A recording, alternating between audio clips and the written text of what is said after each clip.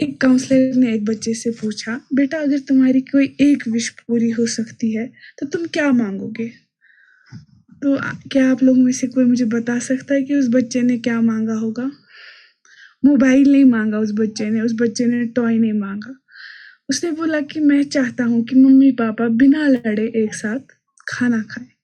सोचिए, जहाँ पेरेंट्स अपनी ईगो और आर्ग्यूमेंट्स में बिजी होते हैं, वहाँ बच्चा सिर्फ सुकून मांग रहा होता है। ना पैसा मांग रहा होता है, ना गिफ्ट्स मांग रहा होता है, ना लग्जरी मांग रहा होता है, ना कोई टॉय मांग रहा होता है। लेकिन हमें तो बस वो बच्चा लग रहा होता है। बच्चे मिट्टी की तरह होते हैं, जिस शेप में हम उन्हें ढालेंगे वो उसी में डल जाएंगे और वैसे ही बड़े होंगे। अगर घर में प्यार, इज्जत, अंडरस्टैंडिंग हो तो वो भी उसी को लेते हैं। लेकिन अगर घर में इंसल्ट, तेज आवाजें, वायलेंस हो तो वो उनके जहन का एक हिस्सा बन जाता है और जिससे वो अपना पीछा कभी नहीं छोड़ पाते। Violence creates a cycle. जब एक बेटा रोज अपनी माँ को पिटते हुए, इंसल्ट होते हुए देखता है, उस पर चिल्लाते हुए देखता है, उसके साथ मारपीट हुए देखता है, तो वो सिर्फ देख नहीं रहा होता है, वो सीख रहा होता है। उसके जहन में एक इमेज बन रही होती है कि शादी कैसी होती है। कभी कभी वो सोचने लगता है कि शायद हस्बैंड ऐसे ही होते हैं, शायद ऐसे ही गुस्सा और कंट्रोल करना एक आदमी की शान होती है, शायद हस्बैंड्स को ऐसा ही होना होता है। और फिर कुछ सालों बाद जब वो खुद हस्बैंड बनता है तो कभी कभी वही बिहेवियर रिपीट करता है जो उसने बचपन में देखा होता है।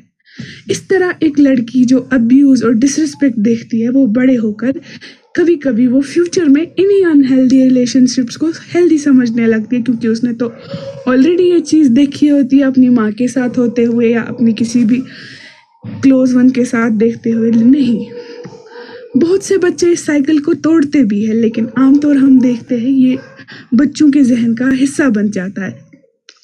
और एक बात जो मैंने सीखी है, children relationships by watching relationships. जो भी रिश्तों को वो देखते हैं वो उनको सीखते हैं। बच्चे हमारी बात कम सुनते हैं लेकिन हमारे रवैये को ज़्यादा महसूस करते हैं। अब मैं चाहती हूँ एक सवाल पूछना। सोचिए, आज से 20 साल बाद आपका बच्चा बड़ा हो चुका होगा, तो कोई उससे पूछता है तुम्हारे बचपन की सबसे बड़ी याद क्या है? आप क्या सुनना चाहोगे? मेरे घर में हमेशा लड़ाई होती थी, मेरी माँ रोज रोती थी, मुझे घर आने से डर लगता था। या आप चाहेंगे कि वो बोले कि मेरे पेरेंट्स मेरे साथ हर बार खड़े होते थे, मुझे अपने घर में रहने में मज़ा आता है। या वही कोट रिपीट हो जो कश्मीरी का फेमस कोट है, गरवंद है घर सासा बरनेर है नजा। हम जैसे टीनेजर्स में से काफ़ी मेजॉरिटी ऑफ लोग वो है जो अपने घर आना ही नहीं चाहते, जो अपने घर से एस्केप होना चाहते, जिनको घर सुकून नहीं देता, जो कहीं भी बैठना चाहते लेकिन घर नहीं आना चाहते।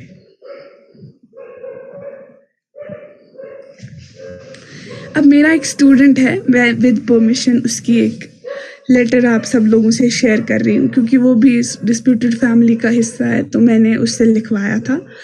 मैं एग्जैक्ट वर्ड्स पढ़ूंगी उसके, एक मिनट दीजिए मुझे। शायद ये ऐसे कहीं डिस्प्यूटेड बच्चों की होगी जो वो कभी ना कभी किसी को बोलना चाहे लेकिन नहीं बोल पाते। तो उसने उसमें लिखा था, डियर मम्मा और पापा, मुझे नहीं पता आप किस बात पर लड़ते हो, मुझे नहीं पता कि कौन सही है और कौन गलत। मैं इतना छोटा हूँ कि आपकी प्रॉब्लम समझ नहीं सकता, लेकिन मैं इतना बड़ा हूँ कि दर्द महसूस कर सकता हूँ। जब पापा गुस्से में चिल्लाते हैं मुझे डर लगता है।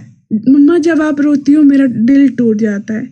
मैं महंगी चीज़ें नहीं मांगता, मुझे मोबाइल भी नहीं चाहिए, मुझे नए कपड़े नहीं चाहिए।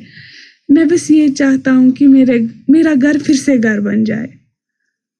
और अगर आप एक दूसरे से प्यार नहीं कर सकते तो मेरी वजह से एक दूसरे की इज्जत करें, क्योंकि जब आप एक दूसरे को तकलीफ देते हो तो दर्द मुझे भी होता है। आप दोनों मेरी पूरी दुनिया हो तो मैं भी टूट जाता हूँ। प्लीज़ एक बार आप लोग मेरे लिए एक दूसरे से अच्छे से बात करें।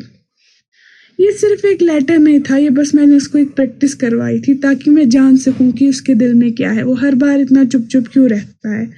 तो ये उन लाखों बच्चों की आवाज़ है जो इन डिस्प्यूटेड फैमिलीज़ का हिस्सा है। पेरेंट्स को क्या करना चाहिए? बच्चों को अपनी लड़ाई में कभी मत घसीटे। वो आपका कोई फेसबुक मैसेंजर नहीं है, ये बोल दो जाके पापा को बोलो वो करो, मम्मी को बोलो ये करो। आप दोनों मैच्योर अडल्ट से आपस में कम्युनिकेट कीजिए, बच्चों को इसमें ना घसीटे।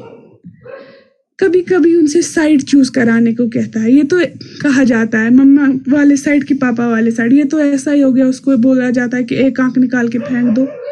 बच्चों को दोनों की ज़रूरत होती है, माँ की भी और बाप की भी। उनकी बातों को सुनिए, समझिए। कभी कभी बच्चों को सल्यूशन चाहिए होता है और उनके लिए एक रिस्पेक्ट का मॉडल बनिए। वो आप उनके आइडियल बने, ना ही कि कोई हीरो सुपर हीरो। आप हर बच्चा बोलना चाहिए कि मैं अपनी माँ जैसा बनना चाहता हूँ, मैं अपने फादर जैसा बनना चाहता हूँ। आखिर में मैं बस इतना बोलूँगी कि जब आप घर जाए अपने बच्चों को देखिए, उनकी आंखों में देखिए और खुद से पूछिए, क्या मेरा घर सुकून से भरा हुआ है? और महसूस कीजिए, जब आप लोग बच्चों से प्यार से बात करते तो वो अपनी सारी लग्जरीज, अपने टॉयज सब कुछ भूल जाते हैं और वो सिर्फ आपको याद रखते हैं। Thank you so much ma'am, over to you.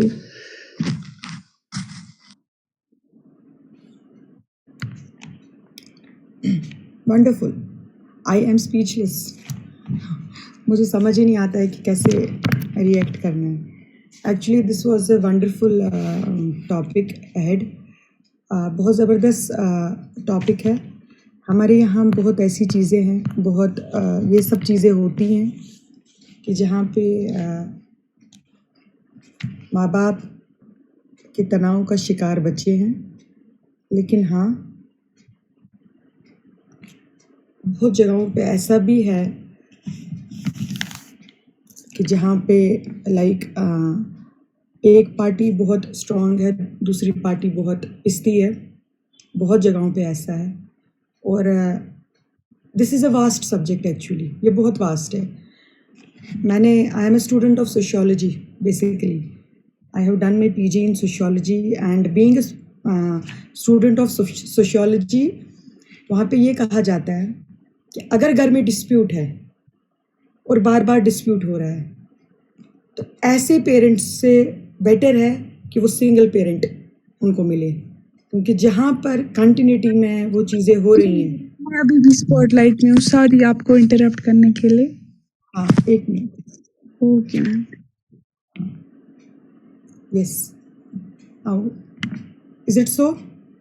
Yes ma'am, perfect. तो मैं ये बोल रही थी कि being a student of sociology I have studied this thing कि जहाँ पे डिस्प्यूट्स ज़्यादा हों, जिन फैमिलीज़ में ज़्यादा डिस्प्यूट्स होते हैं, उस बच्चे की मेंटल हेल्थ बहुत ख़राब होती है।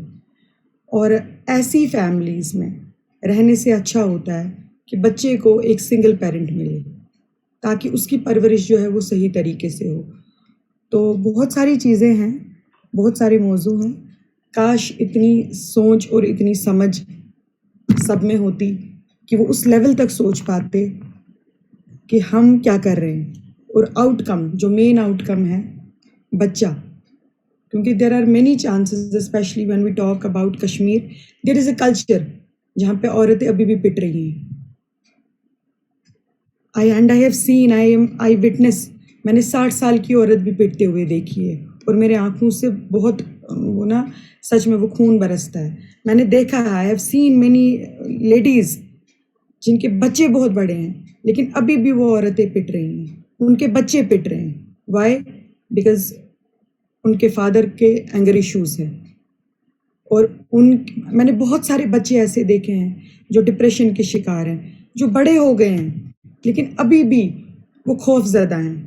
किस चीज़ से? उनको लगता है कि उनको रिलेशंस पे भरोसा नहीं है। क्यों? क्योंकि वो वही सारी चीज़ें देख देख के बड़े हुए हैं, लेकिन उनको 1% का भी एहसास नहीं कि हम क्या कर रहे हैं। हमारी पर्सनैलिटी की वजह से, जो हमारी पर्सनैलिटी है उसकी वजह से हम क्या पास ऑन कर रहे हैं अपने फ्यूचर जनरेशन को, चाहे वो उनकी बेटी हो या उनका बेटा हो। अगर बेटा है तो उसको लगता है ये सारी चीज़ें नॉर्मल हैं, कल उसकी भी शादी होगी वो भी वही चीज़ें करेगा। वाई? बिकॉज वो विटनेस हुआ है, उसने वही चीज़ें देखी है कि औरतों के साथ किस तरीके का बिहेव किया जाता है। या कुछ लड़कियां मैंने ऐसी देखी हैं जहाँ पे उनको बहुत वो खौफज़दा हैं। बहुत तो मुझे